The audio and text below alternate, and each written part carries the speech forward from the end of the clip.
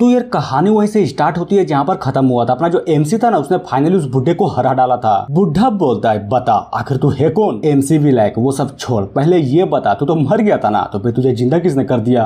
ये तुम मुझसे पूछ रहे हो, जहाँ तक मैं जानता हूँ कि तू भी शेर ऐसा नहीं है। क्यों, मैंने सही बोला ना? यानी कि उस बंदे ने तुम्हें भी रिवाइव कर दिया। गुड साले, क्या बकचोदी पहले जा रहा है। मुझे रिवाइव कर दिया? कौन, किसने, आखिर किसकी औकात है जो मुझे रिवाइव कर सके। जिसकी बातों को सुनकर वो बुढ़ा भी पूरा का पूरा हिल जाता है कि क्या मतलब है कि तुम रिवाइव नहीं हुए। अगर किसी ने तुम्हें रिवाइव नहीं किया तो ये कैसे पॉसिबल है, तू इतने दिनों से जिंदा कैसे है। और सबसे इम्पोर्टेंट बात तो ये है कि तुम्हारे पास तो कोई स्पिरिचुअल एनर्जी तक भी नहीं है। कैसे कैसे आखिर कैसे।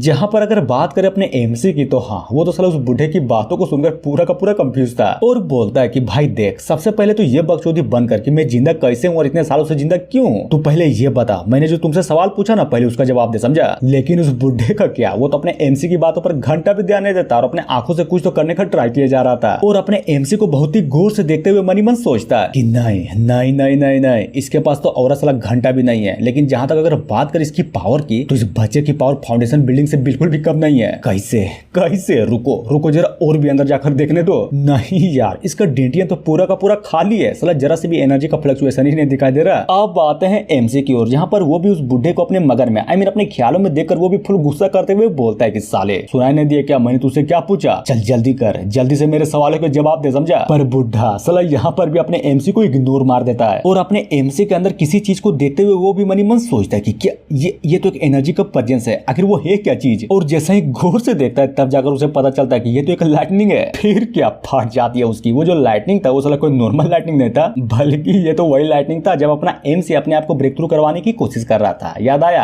अरे बोलो तो याद आया कि नहीं। और जरा बुढ़े को तो देखो, उसका कौन सा उस लाइटनिंग के सामने लिटरली मेरे कितना छोटा लग रहा था। जहां पर अगर बात करें उस बुढ़े की तो वो भी इस लाइटनिंग की पावर को देखकर पूरा का पूरा हिला पड़ा था कि बाप रे, ये तो सेंटिएंट ट्रिबुलेशन लाइटनिंग है ना, ये यहाँ पर कैसे आया, आखिर ये इस बंदे के पास क्या कर रहा है। और जैसे ही वो कुछ समझ पाता था वो जो लाइटनिंग है ना वो भी उस बुढ़े के सोल को पूरे के पूरे तरीके से रिफाइन करने लगता है, जिसे देखकर ये सारा का सारा कांड देखकर वो बुढ़ा भी डरा पड़ा था कि नहीं नहीं नहीं नहीं यार, ये क्या हो रहा, मैं तो वापस ही नहीं जा पा रहा हूँ, ये अच्छा नहीं हुआ, बिल्कुल भी अच्छा नहीं हुआ। क्या मैं सच्ची में यहीं पर मर जाऊंगा? मेरा सोल पूरी तरीके से इस एनर्जी के द्वारा रिफाइन हो जाएगा। लेकिन नहीं, ऐसा कुछ भी नहीं होता। अपना जो एमसी था ना उस बुढ़े को चढ़ाक से एक झाप मारता है कि तेरी माँ का, सुनाई नहीं दिया क्या कि मैं तब से चिल्लाए जा रहा हूँ।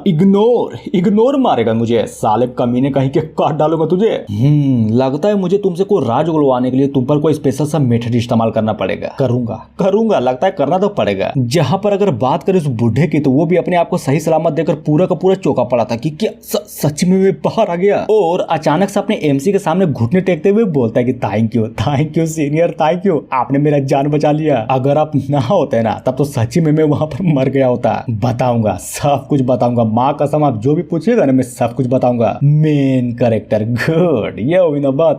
नाइस, तो चलो बताओ, तुम जो भी जानते हो सब कुछ बताओ। तभी वो बुढ़ा भी अपने छाती के पास एक एनर्जी सोर्स को दिखाते हुए बोलता है कि ये जो आप मेरे चेस्ट में देख रहे हैं ना, ये कुछ और नहीं बल्कि एक आर्टिफिशियल कोर है, समझे। हालांकि ये असली कोर तो नहीं है, लेकिन हाँ उससे कम भी नहीं है, क्योंकि ये काम भी बिल्कुल सेम करता है। जिसको देखकर अपना डोगो भी मनी में सोचे जा रहा था कि ओह माय गॉड, तो इसका मतलब यही है वो आर्टिफिशियल कोर जिसको मुझे उस लड़की के द्वारा कलेक्ट करने के लिए बोला गया था। समझ गया, सब कुछ समझ गया। बुढ़ा बोलता है हालांकि मैं जिंदा तो हो गया हूँ, लेकिन अगर बात करें ना तो उसकी सबसे बड़ी कीमत चुकानी पड़ी है मुझे। लिटरली में जिस बंदे ने मुझे जिंदा किया है वो मुझे हर तरीके से कंट्रोल भी कर सकता है। यानी कि ये बोले कि मैं एक तरह का गुलाम बन गया हूँ, समझे। क्या सच्ची में ऐसा भी हो सकता है? मुझे तो कभी लगा नहीं था कि इस दुनिया में ऐसा मेथड भी एग्जिस्ट करता है। तो बताओ आखिर वो बंदा है कौन जिसने तुम्हें पूरे के पूरे तरीके से कंट्रोल कर रखा है? नहीं पता, बिल्कुल भी नहीं पता। इनफैक्ट ये बोले कि वो बंदा अभी भी मेरे लिए पूरा का पूरा अननोन पर्सन है, समझे। और जहां तक उसकी बात करूँ ना तो हाँ, इतना तो यकीन से जरूर बोल सकता है कि वो बंदा इस दुनिया से तो बिल्कुल भी नहीं है। जिसकी बातों को सुनकर अपना एमसी भी कंफ्यूज होते हुए बोलता है क्या कहा उसने, ये बंदा इस दुनिया का नहीं है। गजब। तभी बुढ़ा बताता है कि यस वो इस दुनिया का नहीं है, क्योंकि तुम खुद ही देखो उस बंदे के पास जरा से भी स्पिरिचुअल एनर्जी नहीं थी, समझे। लेकिन अगर पावर की बात करें तो उस बंदे के पास लिटरली में इतनी पावर है कि वो पूरी की पूरी दुनिया के लोगों ही चेंज कर सकता है। कम से कम मुझे तो यही लगता है। और दूसरी तरफ में जहां पर अगर बात करें इस कोर की तो हाँ, इसकी हेल्प से मैं रिवाइव तो हो चुका हूँ, लेकिन इस दुनिया की स्पिरिचुअल एनर्जी को मैं घंटा भी एब्जॉर्ब नहीं कर सकता। हाँ, दुख की बात है यार, बहुत ही दुख की बात है। अब मैं कल्टीवेशन तो साला कभी भी नहीं कर सकता। एमसी बोलता है नहीं, ये सच नहीं है, क्योंकि मैंने खुद अपनी आंखों से देखा कि किस तरह से तुम फाइट के दौरान इस दुनिया की स्पिरिचुअल एनर्जी एनर्जी को अच्छे से एब्जॉर्ब किए जा रहे थे। तो बता सकते हो कि आखिर वो क्या था?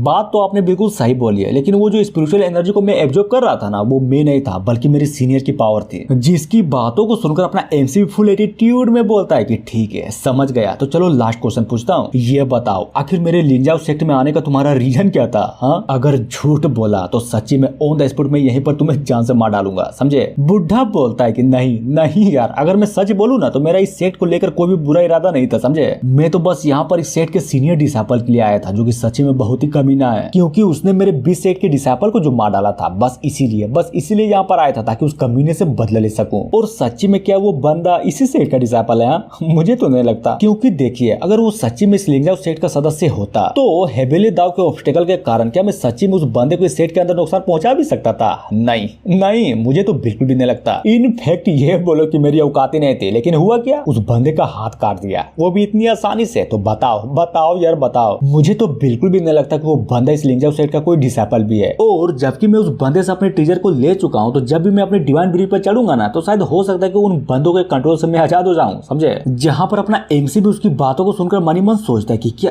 डिवाइन टीचर कहीं ये वही तो नहीं है ना? तभी बुढ़ा बताता है कि देखिए कुछ दिनों बाद ग्रैंड इमोर्टल रियल्म का टूर्नामेंट होने वाला है, जहां पर वो बंदा भी जरूर आएगा। फिर क्या, उसको पकड़ लेना, उसके बाद जो भी पूछना चाहो ना पूछ लेना, सारा का सारा बात वहीं पर क्लियर हो जाएगा। मेन कैरेक्टर, ओ इमोर्टल रियल्म टूर्नामेंट, ये तो लगभग 500 साल में सिर्फ एक ही बार होता है ना? जिसको सुनकर बुढ़ा तो साला पूरा का पूरा हड़क जाता है कि 500 साल में सिर्फ एक बार। भला ये क्या बकचोदी है साला, जब से वो डिवाइन पुल टूटा है तब से इस दुनिया की सारे के सारे स्पिरिचुअल एनर्जी पूरी पतली हो चुकी है, जिससे ये हुआ कि पावरफुल कल्टीवेशन ना करने के कारण इस दुनिया के लोगों का जीवन काल भी लगभग 1000 वर्षों तक ही रह गया। इसलिए टाइम को कम कर इस टूर्नामेंट को लगभग 30 साल में सिर्फ एक बार किया जाने लगा। और ये बंदा कहता है कि 500 साल में सिर्फ एक बार होता है। नहीं नहीं यार, मुझे तो विश्वास ही नहीं हो रहा, ये बंदा आखिर है किसेरा का? तभी वो बुढ़ा अपने एमसी को बहुत ही गौर से देखते हुए मनी मन बोले जा रहा था कि अगर मैं अपने बारे में बोलूं तो मेरे टाइम पर ये टूर्नामेंट लगभग 100 साल में सिर्फ एक बार होता था। यानी कि ये बंदा साला मुझसे भी बहुत पुराना है, और जरा देखो तो अब तक जिंदा है। How is this possible? और बोलता है तो बताओ, मुझे जो भी पता था, इनफैक्ट मैं जितना भी जानता था ना, वो सारी की सारी बातें तुम्हें बता दिया। तो बोलो मैं जा सकता हूँ ना? जिसकी बातों को सुनकर अपना एमसी बोलता है, अरे बिल्कुल जाना ही है ना, जाने दूंगा, बिल्कुल दूंगा, प्रोमिस तो आखिर प्रोमिस होती है। कुत्ते जाओ, जाकर उस बुढ़े को आजाद कर दो, समझे? डोगू बोलता है ठीक है, और फाइनली उस बुढ़े को आजाद कर दिया जाता है, जहां पर वो बुढ़ा भी अपने एमसी को ग्रीट करते हुए बोलता है कि थैंक यू सीनियर, मुझे ना मारने के लिए। और हाँ, ये जो कल्टीवेशन वाली दुनिया जिस तरीके से पहले हुआ करती थी ना, आज तो साला बिल्कुल भी वैसा नहीं है। तो प्लीज यार आप आउटसाइडर से दूर रहिएगा। तो अभी फुल सीरियस वे में बोलता है कि भले ही आपकी शक्ति अपार क्यों ना हो, यहाँ पर कुछ ऐसे लोग भी है जिनसे आपको सतर्क रहने की जरूरत है, समझे? और ये बोलकर वो बुढ़ा भी फाइनली वहां से चला जाता है। लेकिन क्या, उस बुढ़े के जाते ही अचानक से किसी के तो चिल्लाने की आवाज आती है, जिसको सुनकर अपना एम से वो डोगो साला पूरा का पूरा चौंक जाता है। और ये आवाज किसी और की नहीं बल्कि उसी लड़की की थी, जो कि उस टूटे हुए